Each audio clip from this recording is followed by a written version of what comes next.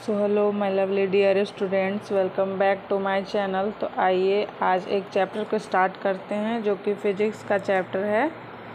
उसका नाम है चुंबक, मैग्नेट। तो आइए समझते हैं इस चैप्टर को। चुंबक का जो मैग्नेटाइट है, जो कि जिसका फॉर्मूला होता है FeO4, ये एक प्राकृतिक चुंबक है। मैग्नेटाइट जो है एक प्राकृतिक चुंबक है। यूनानी गडेरिया जिसका नाम था मैग्नस, यूनानी गडेरिया था जिसका नाम था मैग्नस। और उसकी छड़ी पर एक लोहे की टोपी लगी हुई रहती थी और चट्टान के पास गया तो वहाँ पर उसकी छड़ी की जो टोपी लगी हुई थी वह चट्टान की तरफ आकर्षित होती थी, तो उसी के नाम से मैग्नेटाइट का नाम रखा गया। और मैग्नेटाइट एक प्राकृतिक चुंबक है। इस प्रकार प्राकृतिक चुंबक की खोज हुई। मैग्नेटाइट लोहा होता है। सर्वप्रथम मैग्नेशिया नामक स्थान पर पाया गया। लोहे के टुकड़े में आकर्षित करने का गुण पाया जाता है। लोहे के टुकड़े में जो है आकर्षित करने का गुण पाया जाता है, जिसे प्राकृतिक चुंबक के नाम से जाना जाता है। तो आइए नेक्स्ट पॉइंट को समझते हैं। तत्पश्चात लोहे से चुंबक बनाने की विधि का आविष्कार हुआ। इन्हें कृत्रिम चुंबक भी कहते हैं। उदाहरण के लिए छड़ चुंबक, नाल चुंबक, बेलनाकार चुंबक, गोलार्ध चुंबक। चुंबकीय तथा अनुचुंबकीय पदार्थ। चुंबकीय पदार्थ वह जो चुंबक को आकर्षित करता है, जिसको चुंबक आकर्षित करता है। चुंबकीय पदार्थ वह होता है जिसको चुंबक आकर्षित करता है, जैसे लोहा को आकर्षित करता है, निकेल को आकर्षित करता है और कोबाल्ट को। अचुंबकीय पदार्थ जिसको आकर्षित नहीं करता है उसको अचुंबकीय पदार्थ कहते हैं, जैसे मिट्टी, प्लास्टिक आदि। आइए नेक्स्ट पॉइंट को समझते हैं। चुंबकीय या लौह चुंबकीय। फेरोमैग्नेटिक वैसे पदार्थ जो चुंबक से तुरंत चिपक जाते हैं।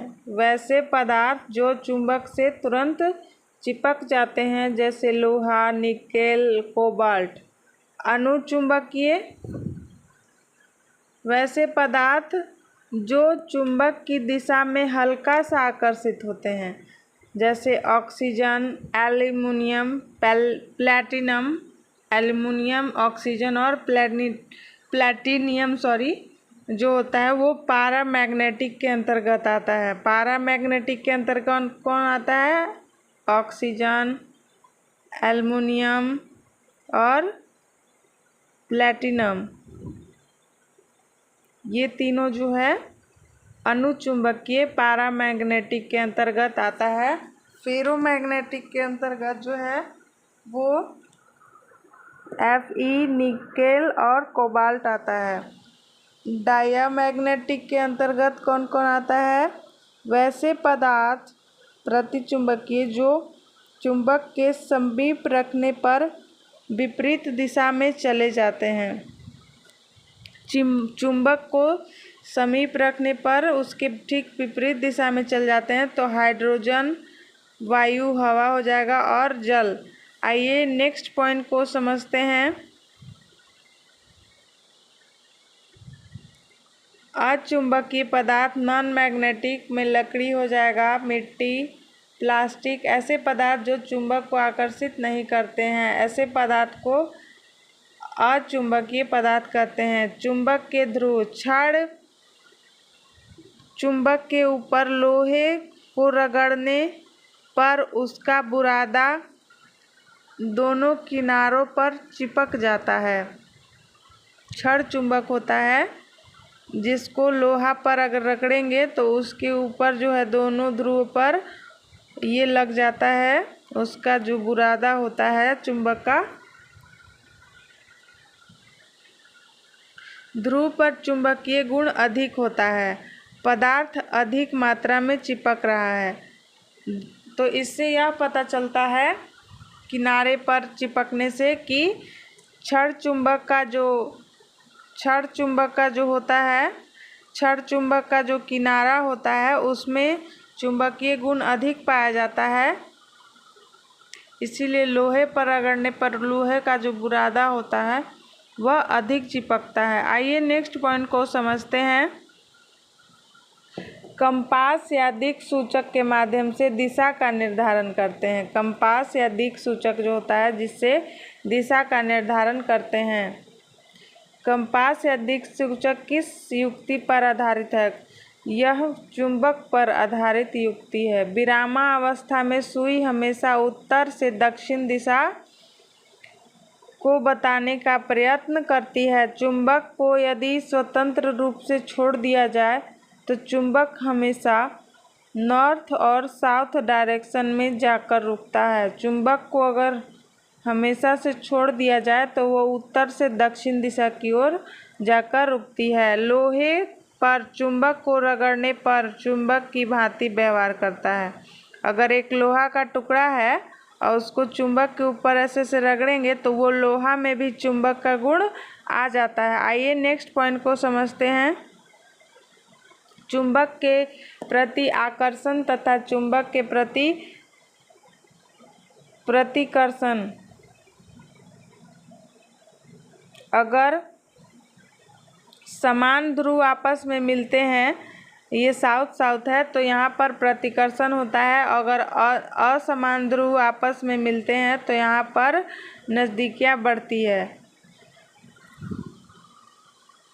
नेक्स्ट, चुंबक को अगर काटा जाए या तोड़ा जाए तो उसमें ध्रुव का निर्माण होता है, ध्रुव बनता है।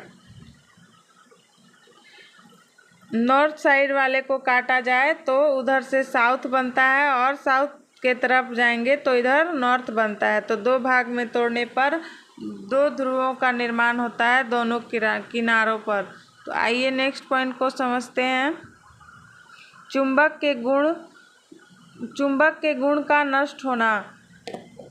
चुंबक को गर्म कर दिया जाए तो उसका जो गुण है वो नष्ट हो जाएगा। चुंबक को हथौड़े से पीटा जाए, चुंबक को ऊंचाई से गिराया जाए तो वह अपने गुण को क्या करेगा? वह अपने गुण को खो देता है।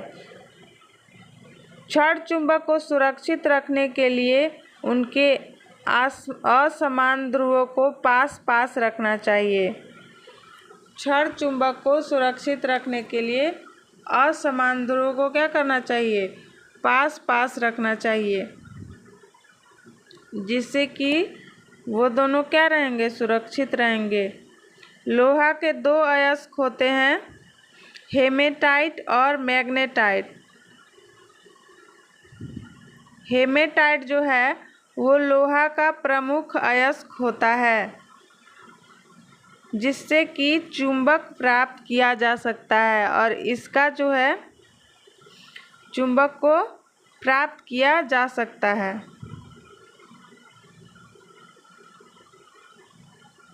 आइए नेक्स्ट पॉइंट को समझते हैं। नेक्स्ट चैप्टर आ गया जिसका नाम है प्रकाश, छायाएं एवं परावर्तन। जो वस्तु वे स्वयं प्रकाश का उत्सर्जन करती है उसे हम दीप्त वस्तु कहते हैं।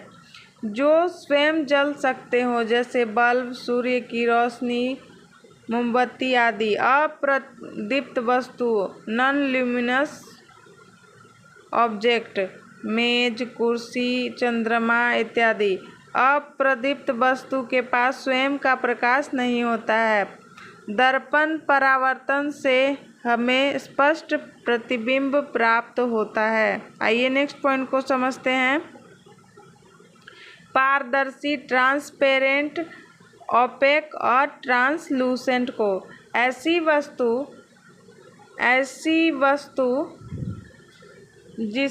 जिनके आर पार हम देख सकते हैं वह ट्रांसपेरेंट कहलाता है। जैसे कांच हो जाएगा, बिना लेप किया हुआ दर्पण हो जाएगा मिरर। ऑपेक वस्तु ऐसी वस्तुएं जिनके आर पार हम नहीं देख सकते हैं। लकड़ी का दरवाज़ा, दीवार आदि। ट्रांसलूसेंट जिसमें दिखता तो है लेकिन धुंधला दिखता है, जैसे कागज़ पर लगा तेल, इसमें धुंधला दिखाई देता है। किसी वस्तु अथवा पदार्थ का अपारदर्शी, पारदर्शी अथवा पारभासी होना इस बात पर निर्भर करता है कि वस्तु अपने अंदर से होकर प्रकाश को पूर्णतः या आंशिक रूप से गुजरने देती है। तो यहाँ पर ये बात है कि ट्रांसपेरेंट है कोई ऑब्जेक्ट, ट्रांसलूसेंट है या ऑपेक है, तो यह बात जो है प्रकाश के परावर्तन पर निर्भर करता है, प्रकाश के गुजरने पर निर्भर करता है कि जो ऑब्जेक्ट है वो प्रकाश का पूरा परिवर्तन होने दे रहा है, पूरा तरह से गुजरने दे रहा है, या आंशिक परिवर्तन होने दे रहा है, या पूरा परावर्तन नहीं होने दे रहा है। तो आइए नेक्स्ट टॉपिक को समझते हैं। एक ऐसी युक्ति जिसकी सहायता से हम सूर्य के प्रकाश को देख सकते हैं। सूची छिद्र पिन होल कैमरा।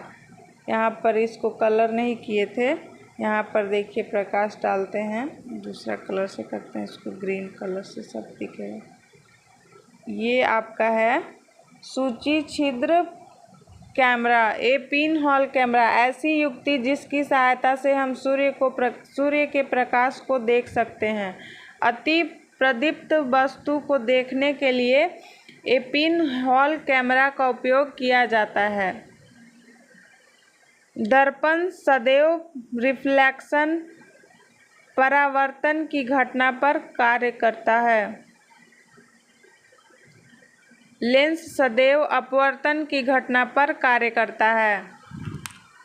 परावर्तन में वस्तु किसी सतह से टकराकर पुनः उसी दिशा में लौट जाती है, और परावर्तन में यह होता है कि किसी वस्तु से टकराकर प्रकाश की किरणें चिकनी सतह से टकराने के बाद पुनः उसी दिशा में लौट जाती हैं। लेकिन अपवर्तन में जो होता है, किरणें जो होती है, आपतित किरणें, वो एक मीडियम से दूसरे मीडियम में जाती हैं तो अपना जो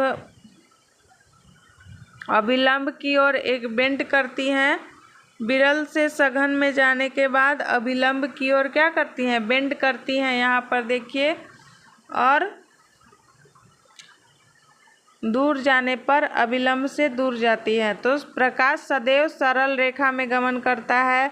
प्रकाश के पथ में कोई अपारदर्शी आ जाती है तो छाया बनती है। तो कौन सी वस्तु की छाया बनती है, तो अपारदर्शी वस्तु की छाया बनती है, ऑपेक की छाया बनती है। तो आइए नेक्स्ट पॉइंट को समझते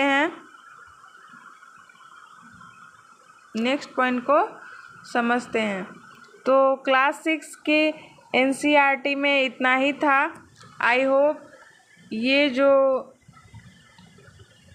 चैप्टर का शॉर्ट्स नोट्स है, जिसे आपको ज़रूर हेल्प मिलेगी किसी भी कॉम्पिटिटिव एग्ज़ाम के पॉइंट ऑफ व्यू से। क्लास 6 की एनसीईआरटी है, तो हमें सारे चैप्टर को क्लास की एनसीईआरटी 6 क्लास की एनसीईआरटी में ऊपर से टचअप किया गया है। 7th में, 8 में और 9, 10 में हमें बहुत ही डीप में स्टडी करनी है। तो हमें कौन कौन से चैप्टर को पढ़ना है, क्या टॉपिक्स है, 6 क्लास में थोड़ा थोड़ा पढ़ना है, तो आगे हम डिटेल में चर्चा करेंगे।